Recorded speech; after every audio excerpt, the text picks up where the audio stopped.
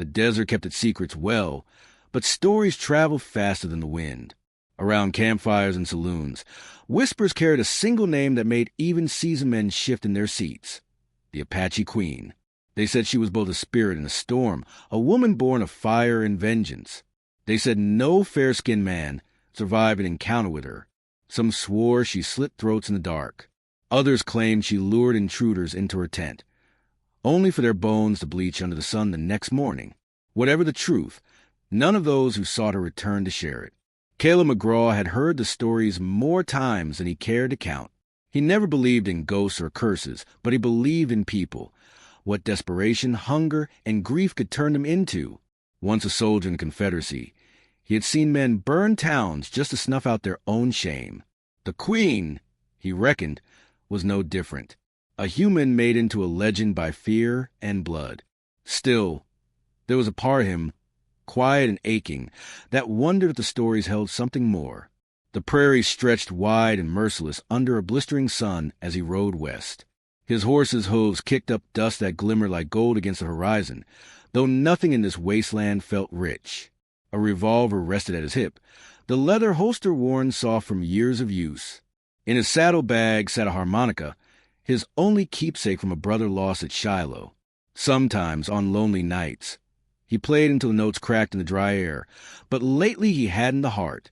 The war had left him with scars deeper than the one slashing across his jaw. He wasn't looking for glory anymore.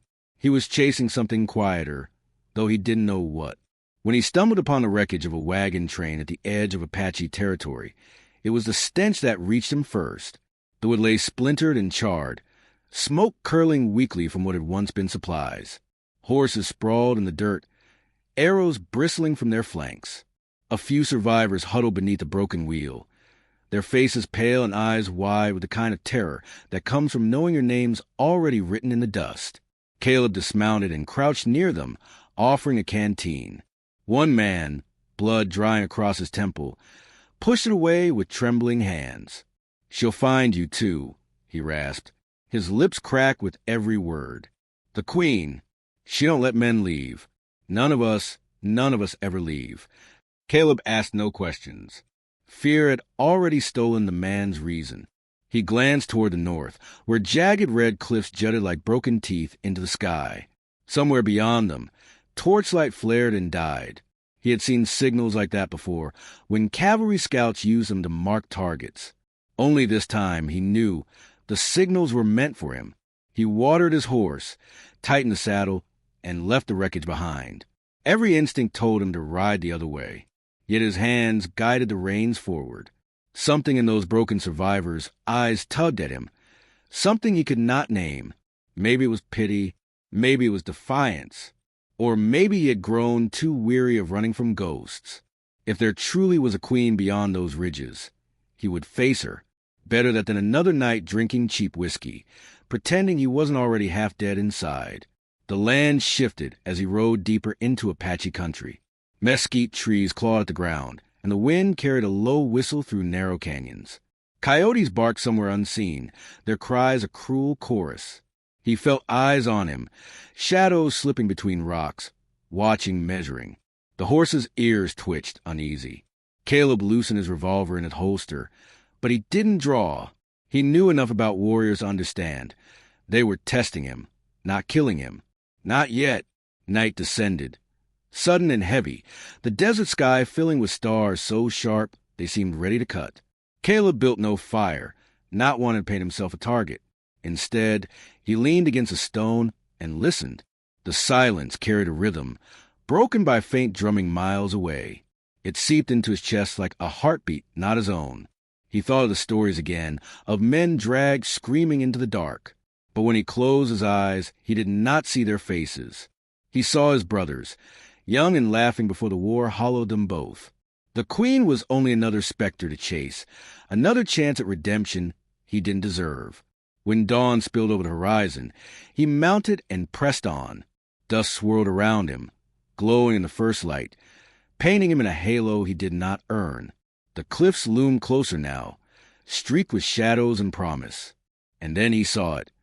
A flicker of torchlight on the ridge, a single flame that lingered just long enough to remind him he wasn't alone. He tugged the reins, steadying his horse. The legend said no fair-skinned man had ever come back alive from meeting her. Caleb McGraw drew a slow breath, the taste of iron on his tongue, and whispered to himself, "Guess there's a first time for everything." Then he spurred his horse forward into the waiting jaws of the land. The ridges rose like walls of rust and fire, closing around Caleb as he pressed deeper into Apache country. The land felt alive, listening, every gust of wind carrying secrets. His horse's hooves clattered against stone, the sound swallowed quickly by the vastness. He knew eyes were on him, though he caught no movement. Warriors didn't show themselves until they chose to, and the waiting gnawed at him worse than any bullet ever had. A hawk cried overhead, a sharp note against the endless sky. Caleb shifted in the saddle, his hand brushing the butt of his revolver. He had no illusions about survival. A single man riding into hostile ground wasn't bravery. It was suicide wrapped in stubborn cloth. Still, something in him leaned forward instead of back. He had left too many roads unfinished in his life. If this one ended with an arrow in his chest, so be it. The first test came as sudden as a rattlesnake strike. An arrow hissed past his ear and buried itself in the dirt before his horse's hooves. The animal reared, snorting, and Caleb yanked the reins hard, steadying the beast before it threw him. Silence followed, heavy, broken only by his horse's panicked breaths. Then another arrow landed, this one just shy of his saddlebag, splitting leather and spilling the harmonica onto the ground. Caleb's jaw tightened. He didn't reach for the weapon. He simply slid from the saddle, stooped, and picked the harmonica up with slow, deliberate calm. "Fine shot," he muttered into the air, dust clinging to his teeth. "But if you're aiming to scare me, you'll have to try harder." The desert gave no answer, but the arrows stopped. That was enough to tell him they were measuring his nerve. He slid the harmonica back into his bag, mounted again, and pressed on, pulse steady though his skin prickled with every step forward. Hours bled together as the canyon deepened, its walls narrowing, the sky thinning to a slit of light above. The air smelled of stone and dryness, and each echo of hoofbeats seemed too loud. Caleb's throat burned with thirst, so he reined toward a shallow pool caught in the rock's hollow. The water shimmered clean, inviting. He crouched to scoop a handful, but stopped. The surface carried no life, no insects, no ripple of fish. Just stillness, too perfect. He let the water spill back and straightened, lips curling with bitter recognition. Poison, a simple trick, cruel in its patience. He tightened his canteen's cap and rode on without a word. By dusk, shadows stretched long across the canyon, the air cooling with deceptive gentleness. Caleb's muscles ached from the saddle, yet he refused to stop. He knew what waited for men who lingered too long under open sky, in a place that wasn't theirs. His instincts proved right. When the canyon split into a clearing, the trap finally closed. Figures melted from the rocks like the desert itself had grown teeth. Half a dozen Apache warriors encircled him, bows drawn, spears gleaming in fading light. Their faces were painted with streaks of red and black, eyes sharp, silent, unreadable. Caleb lifted both hands slowly from the reins, palms open. His revolver stayed holstered. He had killed enough men to know that drawing here meant a fast end. A voice cut through the stillness, low and commanding. A woman stepped forward from behind the warriors, and the air seemed to bend with her presence. She was younger than he expected, yet every line of her posture radiated authority. Braids coiled over her shoulders, feathers trembling slightly in the breeze. Her gaze locked onto him, dark and steady, carrying no fear, only curiosity wrapped in steel. The Apache Queen. Caleb felt a twist in his chest he hadn't known was there. Not fear, not exactly. Something heavier, something alive. She looked at him not as prey, not even as trespasser, but as puzzle. He broke the silence with the only weapon he had left, his tongue. "Ma'am," he said evenly, voice dry as a canyon floor, "I reckon this isn't the kind of welcome a man hopes for after a long ride." The warriors shifted, tension sparking, but she lifted a hand and they stilled. Her lips curved, not into a smile, but something close, an edge of mockery. Her reply came in English laced with sharp rhythm. "A man rides into my land with no offering, no fear, and speaks of welcome. She tilted her head, eyes narrowing. Foolish or proud? Caleb shrugged faintly, though his wrists itched with the weight of a gun. I've been called worse. Guess I'd rather be foolish than dead. Her stare lingered on him, long enough for silence to stretch taut between them. Then she spoke to her people in words he didn't understand. They surged forward, rough hands dragging him from his saddle, binding his arms behind his back with strips of rawhide. His horse whinnied, fighting the grip of another warrior who seized his reins. Caleb clenched his jaw, but didn't resist. The queen stepped closer, close enough he could see the faint scar along her cheekbone, the glint of firelight in her pupils. You walk where no white man returns, she said softly. At dawn, your blood will feed this ground. The words landed like stones. Yet Caleb's mouth curved, thin and wry. We'll see about that, darling. Her eyes flickered, unreadable, but she did not order his death then and there. Instead, she turned, her braids swinging like a whip as she walked back toward the canyon's edge. The warriors shoved Caleb forward, forcing him to follow, dust rising around his boots.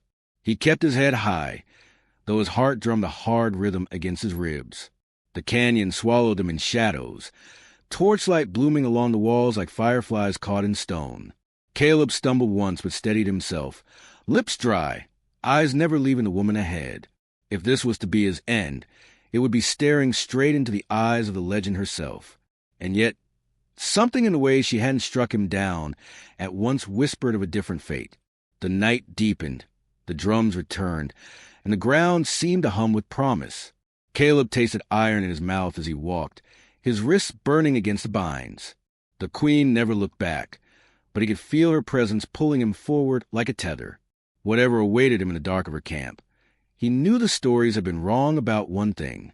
He had survived the first meeting, and sometimes surviving was only the beginning. The ropes cut deep into Caleb's wrists as he was shoved into a hide tent, the leather walls breathing faintly with the desert wind. Inside, shadows stretched long from a single fire pit, its glow trembling against painted symbols on the hides. He was forced down onto the packed earth, the air thick with a tang of smoke and sage. Outside, drums pulsed in slow rhythm, each beat heavy as a heartbeat, each chant echoing like the desert itself was alive. The warriors who bound him left without a word, their silhouettes melting back into the night. Silence wrapped around him then, broken only by the low crackle of flame. Caleb leaned his head against the pole at his back and let out a steady breath.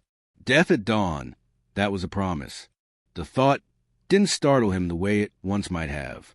He had carried the weight of dying since the war. The faces of his brother, of soldiers who never made it out of the smoke, haunted every mile he rode. What unsettled him now wasn't fear of his own end. It was a curious absence of panic, as if a part of him had been waiting for this moment all along. The tent's flap stirred, and she entered without announcement. The queen, her presence filled the space before she spoke a word. She moved like the fire itself, controlled yet unpredictable, dangerous in her stillness. She carried no weapon in hand, though Caleb knew she didn't need one. Her eyes, dark as obsidian, cut through him as though measuring every piece of his soul. You do not look afraid, she said at last, her voice low but sharp enough to slice the quiet. Caleb's mouth curved into the ghost of a smile. Wouldn't make much difference if I did. Her gaze held him, unflinching. Men beg, men cry, men curse. You sit as though death is a friend you wait to share a drink with. He shrugged, the rawhide tightening against the skin. Death and I have shared plenty already. Something shifted in her expression, a flicker too quick to name. She circled him, her steps slow, deliberate, like a predator deciding whether to strike. Then she stopped in front of him, folding her arms. Why did you come here?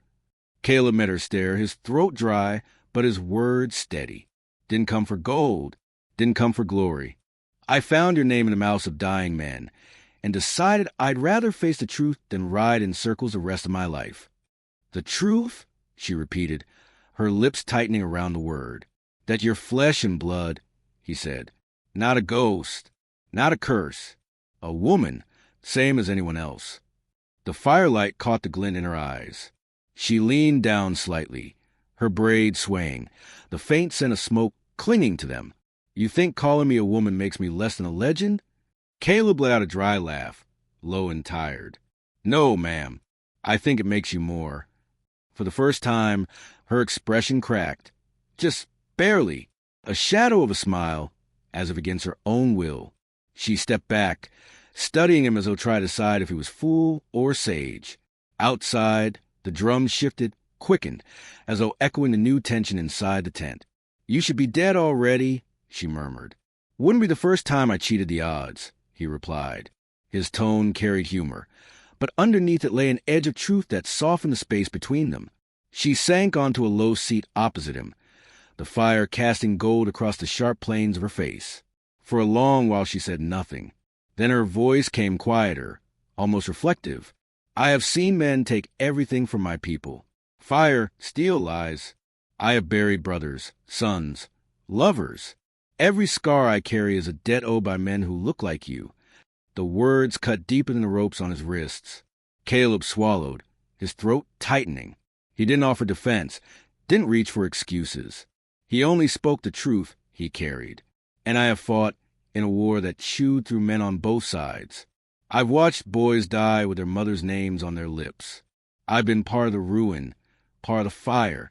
I ain't proud of it, but I know what it is to lose, to bury too much. The fire popped, sending sparks upward like fleeting stars. She studied him, her expression unreadable. Slowly, she leaned back, her hands resting on her knees. The silence between them wasn't empty anymore. It was heavy, shared, a rope pulled taut but not breaking. At length, she said, You speak plain. Most men dress lies in fine cloth. Caleb smirked faintly. Never been much for cloth. Her eyes narrowed, though the corner of her mouth lifted slightly. You mock even now? Only myself, he said, voice softer now. It's the one thing I'm good at. A quiet passed between them then, less hostile, more searching. Caleb felt the weight of her gaze, not just on his face but deeper, pressing against the marrow of who he was. And strangely, he didn't mind. It had been years since anyone looked at him without dismissal or disdain. At last she rose, pulling the tent flap open halfway. Torchlight flickered beyond, the night alive with voices and song. She turned back to him, her silhouette carved sharp against the glow. At dawn, I will decide if you live. Until then, you belong to my watch. Caleb tilted his head, the faintest trace of that reckless grin tugging at his lips. Reckon I'll try to get some sleep then. Hard to impress a queen when you're yawning in her face. Her eyes flashed, caught between annoyance and reluctant amusement. She let the flap fall and vanished into the night. The drums outside continued, fierce and alive, while Caleb sat bound in the fire's glow. His wrists burned, his body ached, but something else filled his chest. Something he hadn't felt in years. Not hope, not quite, but the stirring of possibility. He wasn't dead yet, and the queen hadn't left him to the dark, without words. As the hours stretched, his eyes grew heavy, though his mind refused to quiet. He thought of her voice, the iron in it, and the shadow of pain she tried to hide. He thought of his own ghosts, and how strangely they seemed to ease in her presence.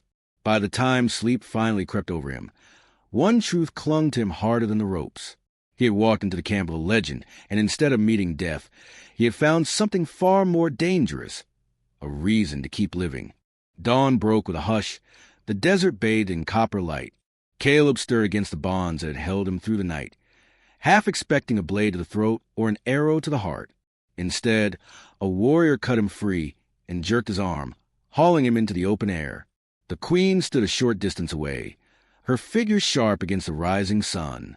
She did not speak at first, only watched as he steadied himself. Then she gave the order that would shift the course of his life.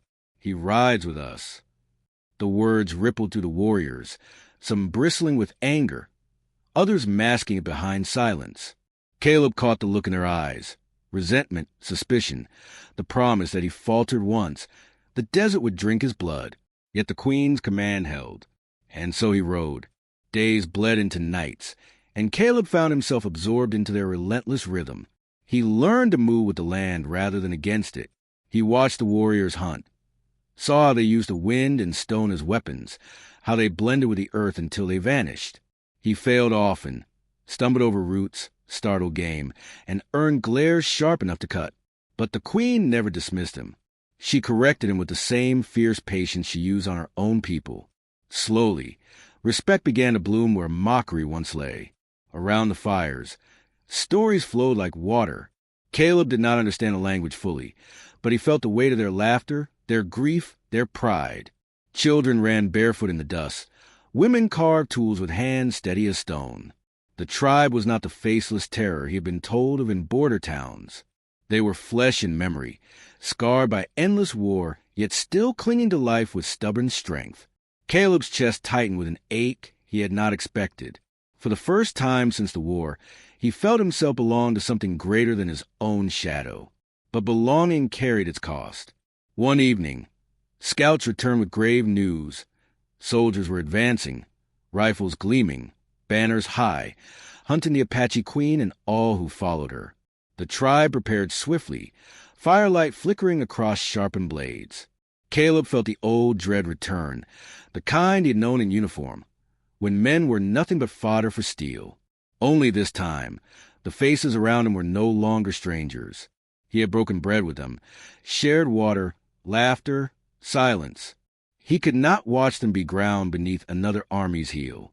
The queen confronted him that night. She stood near the edge of the camp, her eyes reflecting fire and stars alike. "Your people come," she said. "Will you fight them, or will you betray us when the smoke rises?" Caleb met her stare, every scar and sorrow pressing down on him. "My people," he let out a low, bitter laugh. "I bled for them once, and they left me nothing but ghosts. I ain't theirs anymore. If I fight, it's for myself, for what I found here." She studied him for a long moment, her gaze heavy as stone. Then she nodded once, sharp and final, as though sealing a pact neither of them would ever speak aloud. The battle came under a moon swollen and red. The canyon became a crucible of fire and dust. Rifles cracked, arrows hissed, war cries split the night. Caleb fought like a man burning from the inside, every shot from his revolver cutting through the ghosts of the past. He moved with the warriors, covering their flanks, shielding the young. Twice he nearly fell, once to a bayonet, once to a rider's blade, but each time he clawed back, driven by something more than survival. In the chaos, he saw the queen struck down, a soldier's bullet grazing her shoulder and spinning her to the ground. Rage flared hot in his veins. Caleb threw himself into the fray, dragging her up, shielding her with his own body as bullets split the air. Together, they fought their way to higher ground, the tribe rallying at their side. By dawn, the soldiers retreated, leaving smoke and silence in their wake. The cost was heavy. Bodies lay still beneath the cliffs, both Apache and soldier. Grief hung thick, but so too did defiance. The tribe had not been broken. They had endured, and Caleb had stood among them, not as prisoner, not as outsider, but as brother. Yet even victory carried its sting. As they tended the wounded, a captured bounty hunter was dragged before the queen. Bloody but grinning, the man spat words like venom. "You don't know who you've let into your camp. He's a butcher. He wore gray, killed your kind when the army paid him to. He's no savior. He's filth." The words sliced deeper than any blade. Caleb's stomach knotted, his throat tight as the tribe's eyes turned on him. He saw disbelief in some, fury in others. The queen's stare cut to them all, steady, unyielding. "Is it true?" she asked.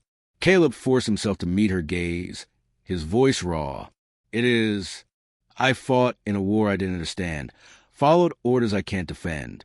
I've carried that shame every mile since. I can't change it, but I can choose what I do now." Silence weighed heavy, the tribe's judgment hanging in the balance. The queen's eyes lingered on him, searching, piercing. Finally, she spoke. "The past is a wound. Some wounds kill, some heal. Which one you are remains to be seen." Her words neither condemned nor absolved him, but they left him standing in the circle of firelight, alive. That, he realized, was more mercy than he deserved. In the days that followed, Caleb stayed with the tribe, helping bury the dead, helping rebuild what had been broken. His hands grew callous with their work, his heart steadier with each passing night.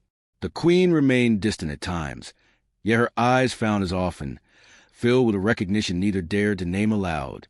He had walked into her world as a stranger marked for death. Now he stood as the only fair-skinned man to survive it. One evening, as the sun bled gold across the horizon, Caleb sat alone at the canyon's edge, harmonica resting in his palm. He lifted it to his lips and let a low, aching tune carry into the wind. The notes bent and trembled, but they were alive, rising against the silence of the land. Behind him, he heard footsteps, light, deliberate. The queen, she said nothing, only stood near, listening, her gaze fixed on the fading light. When the song ended, he lowered the harmonica and spoke softly. Some legends end in blood, some in silence. Maybe mine ends here, under your sky. She did not answer, but the silence between them was not empty. It was full of loss, of survival, of something that might one day grow into trust. Caleb drew a slow breath, eyes on the horizon. They said no fair-skinned man ever lived to tell the Apache Queen. He allowed himself a faint smile. But I did. And with that, the story closed not in triumph, but in reflection, leaving the desert to decide what echoes it would keep. If this tale moved you, don't forget to like, subscribe, and share your thoughts in the comments.